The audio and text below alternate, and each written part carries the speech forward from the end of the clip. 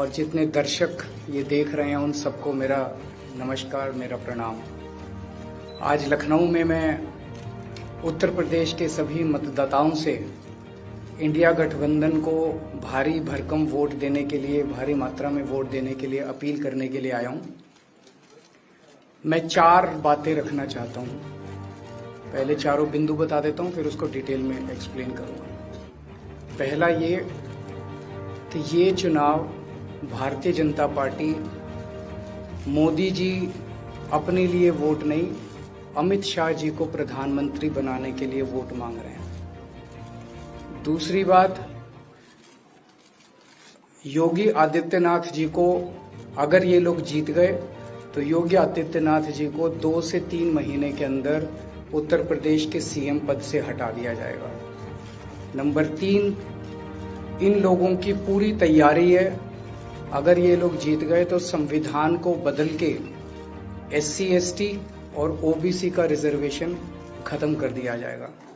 और नंबर 4, जो आंकड़े अब देश भर से आ रहे हैं वो ये दिखा रहे हैं कि 4 जून को इंडिया गठबंधन की सरकार बनने जा रही है और NDA को और BJP को बहुत कम सीटें मिलने जा रही हैं। अब मैं अपने सबसे पहले पॉइंट पे आता हूं। जब 2014 में प्रधानमंत्री बने थे नरेंद्र मोदी जी, तो उन्होंने खुद एक रूल बनाया था कि भारतीय जनता पार्टी के अंदर और उनकी सरकारों में 75 वर्ष से ऊपर कोई भी व्यक्ति होगा तो उसको संगठन में और सरकार में किसी भी पद पे नहीं रखा जाएगा, उसको रिटायर कर दिया जाएगा। और उसका सबसे पहले उस रूल के तहत आडवाणी जी को और मुरली मनोहर जोशी जी को रिटायर किया गया था। और उसके बाद तमाम यशवंत सिन्हा जी, सुमित्रा महाजन जी, कई लोगों को यहाँ टिकट नहीं मिली। कई लोग जो पद पे बैठे हुए थे उनको पद से इस्तीफा दिलवा के उनको हटाया गया। ऐसे कई सारे लोग हैं। तो अब अगले साल 17 सितंबर को प्रधानमंत्री मोदी जी 75 साल के होंगे और मोदी जी ने तय कर लिया है कि अमित शाह जी को वो अपना वारिस बनाएंगे और अमित शाह जी अगले साल 17 सितंबर को देश के प्रधानमंत्री बनाने का उन्होंने तय किया है मोदी जी ने। इसके ऊपर मोदी जी पिछले 1-2 साल से लगे भी हुए हैं, क्योंकि भारतीय जनता पार्टी के अंदर अमित शाह जी के सामने जो जो बाधाएं पैदा कर सकता था नेता, एक एक करके उन सब नेताओं को साइड कर दिया गया, उनका पत्ता साफ कर दिया गया। शिवराज सिंह चौहान को हटा दिया गया, वसुंधरा राजे को हटा दिया गया, डॉक्टर रमन सिंह को हटा दिया गया, देवेंद्र फडणवीस को खत्म कर दिया गया, खट्टर साहब को खत्म कर दिया गया, एक एक करके सबको खत्म कर दिया गया। एक ही शख्स बचे हैं जो अमित शाह जी के रास्ते का कांटा बन सकते हैं। हेलो, आवाज आ रही है? आ रही है। एक ही ठीक है, आ रही है। एक ही शख्स हैं जो कि उनके रास्ते का कांटा बन सकते हैं, वो हैं योगी आदित्यनाथ जी।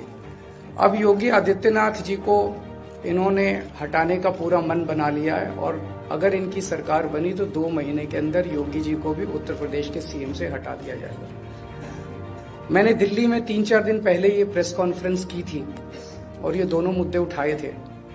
जैसे मैंने मुद्दे उठाए थे तो अमित शाह जी ने और उनके कई नेताओं ने अपनी भावना प्रकट की कि नहीं नहीं, मोदी जी को 75 साल में इस्तीफा नहीं देना चाहिए, मोदी जी को 75 साल पूरा कार्यकाल पूरा करेंगे। उन सब की भावनाओं की मैं कद्र करता हूं, क्योंकि अपने नेता के लिए जब भी ऐसी बात होती है तो सब लोग सामने आके बात करते हैं। लेकिन बड़ी बात यह है कि मोदी जी ने ऐसा नहीं कहा कि मैं 75 साल पे इस्तीफा नहीं दूंगा, मैं रिटायर नहीं होऊंगा।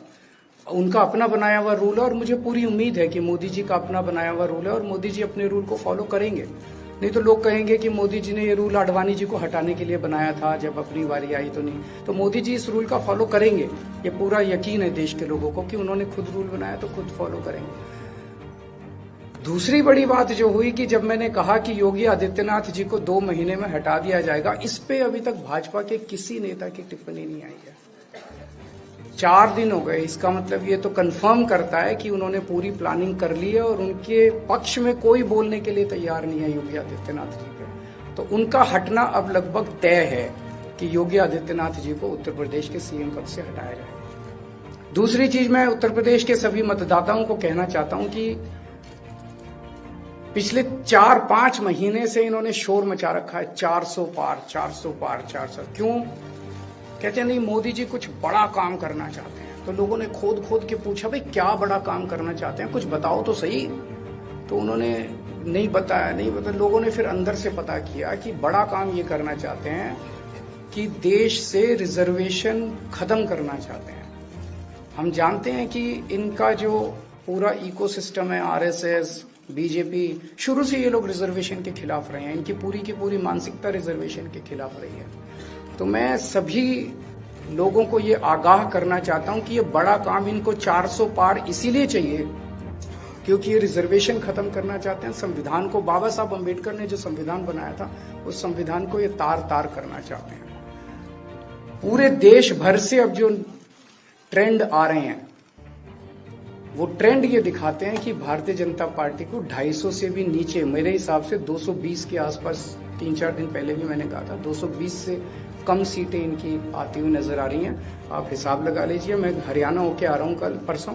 हरियाणा में इनकी बहुत कम हो रही हैं, दिल्ली में इनकी बहुत कम हो रही हैं, पंजाब में मुझे नहीं लगता इनकी कोई सीट आ रही है, कर्नाटक में इनकी काफी कम हो रही है, महाराष्ट्र में इनकी बहुत कम हो रही है, बंगाल में इनकी कम हो रही है, यूपी में इनकी कम हो रही है, बिहार में इनकी कम हो रही है, झारखंड में इनकी कम हो रही है, राजस्थान में इनकी कम हो रही है। तो इनकी सीटें आ कहां रही हैं? तो इनकी 220 के नीचे सीट आ रही हैं। इनकी सरकार बीजेपी की सरकार नहीं बन रही है, इंडिया गठबंधन की सरकार बनेगी।